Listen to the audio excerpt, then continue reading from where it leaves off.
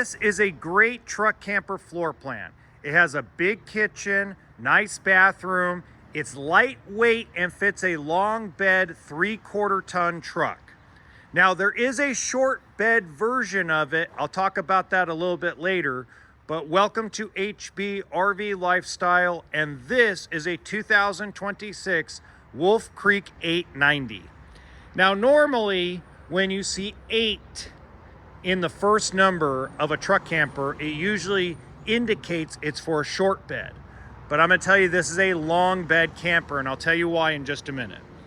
All right, now Wolf Creek does an aluminum superstructure, same as Arctic Fox.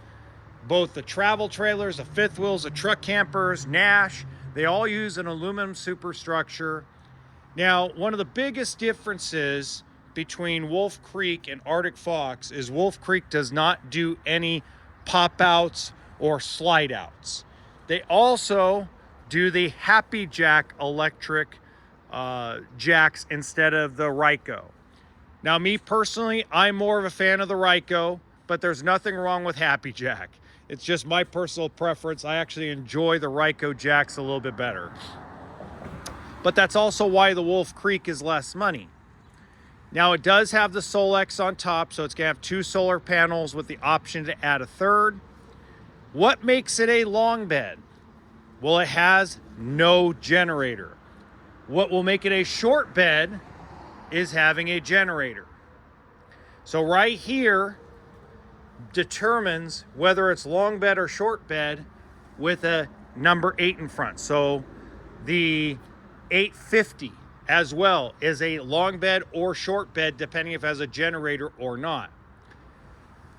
Now, could you put this on a short bed truck? Probably.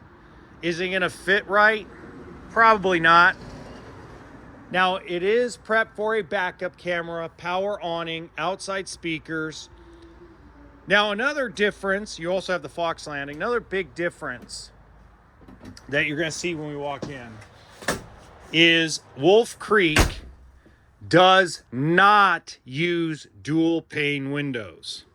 They use thermal pane windows. So one thing Truck Camper Magazine gets wrong sometimes is they are given information that's very generic and they have to kind of work with it. This is not a dual pane window. This is a thermal pane window. If you want dual pane, you go to Arctic Fox. Now, as you can tell, there's freeway noise outside. I've got windows open and it's still pretty quiet in here. So it's still very well insulated.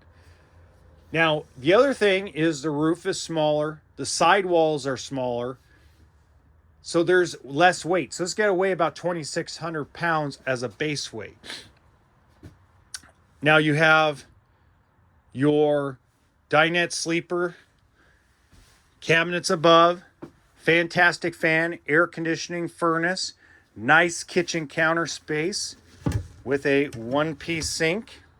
We just got this in, so we haven't really gotten it ready for sale yet. We haven't cleaned it or anything, but let me tell you, Northwood does a really good job of kind of getting it ready for us where we can almost just put it on the lot and sell it. So that's one of the benefits. I mean, you're spending a lot of money. And a lot of people ask the question, why is it that this is $40,000+, but I could go buy a 32-foot travel trailer for that with slide outs and pop outs? Well, first of all, a travel trailer is mass produced and it takes less man hours per foot to build it. This is also 1% of RVs sold, so they're not mass produced. This is also a positive thing, and the reason why a lot of the quality problems that you see in mass-produced items don't really occur in Northwood Manufacturing's products. So you get what you pay for. Now, I understand there's some people that are like, well, Palomino, you sell Palominos for like 30 out the door. Well, that's a very entry-level trailer or entry-level camper without a lot of storage.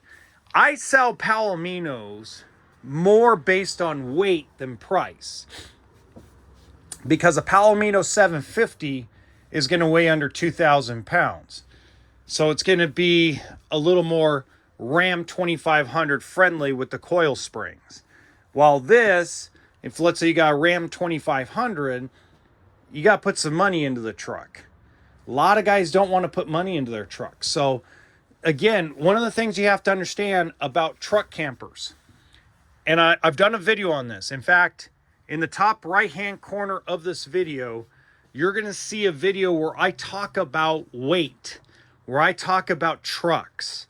That way you have a better understanding of what you're getting yourself into, because there's always this myth that you can be perfectly within weight and get everything you're looking for.